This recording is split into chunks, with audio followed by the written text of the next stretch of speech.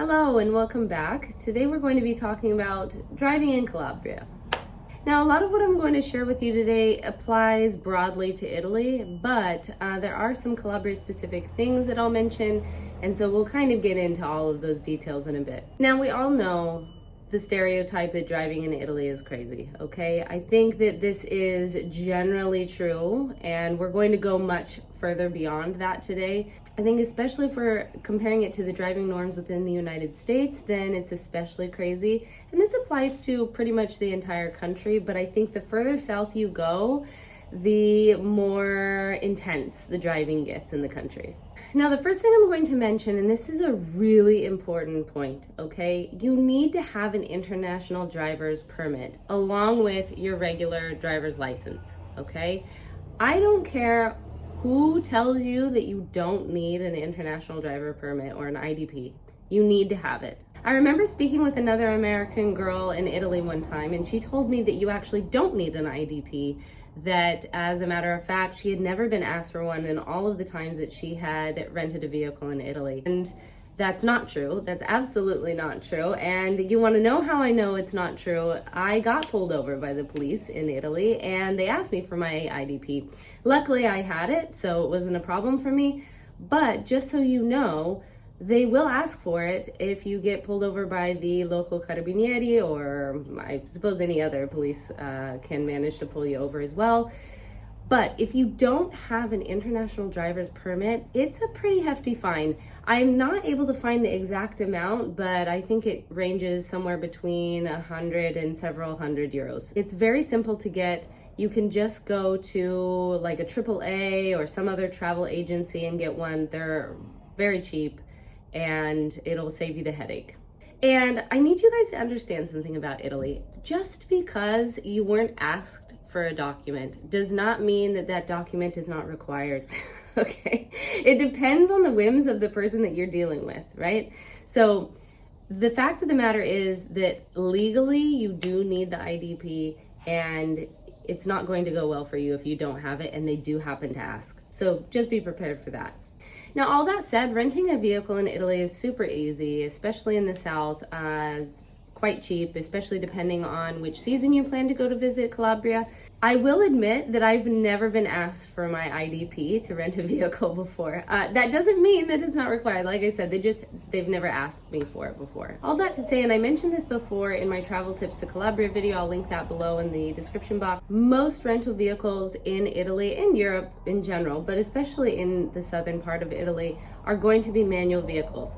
If you don't know how to drive a manual vehicle, Calabria is not the place to learn how to do that, okay? The driving in Calabria is quite intense, just between the actual people driving around you, but on top of that, we're talking about intense driving terrain, okay? We're talking about very tight hairpin curves, mountains, hills, like it's a lot, okay? Very tight passageways. It's not the place to learn how to drive a manual vehicle. So if you don't know how to drive a manual vehicle, I highly suggest specifically asking for an automatic. More and more automatic vehicles are becoming available, but often you have to ask. Now, this is one of the few times I'm going to recommend going through a company rather than somebody local, but I highly suggest going through a rental company that is bonded and insured. The reason for this is that they're fully covered by insurance, and you'll make sure that all of these details are taken care of. You don't want to get in trouble or in a car accident in a vehicle that's not insured in Italy. It's going to be a nightmare. Of course, you can go through somebody local if you know somebody and you trust them. I just wouldn't recommend it. I think it's kind of risky, and just knowing how a lot of things function in Calabria, I wouldn't put all my eggs in that basket.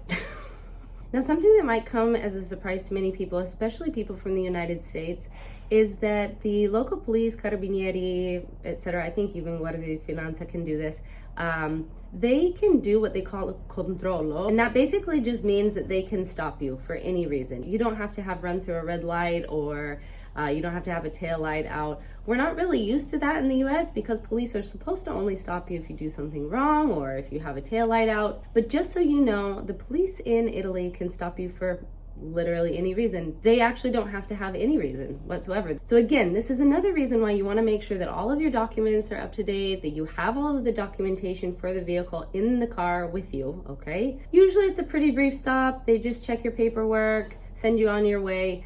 But just so you know, the controlli happen very frequently. So that's something that you can expect, especially if you're going to be staying in one area for a long time and they see your vehicle coming in and out of the same area.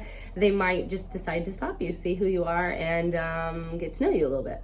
Now, this is a point that gets a lot of people in trouble, the Traffico Limitato areas, okay? Now, this is really, really important, especially if you're going to be in places where there's a high level of tourism or traffic on foot.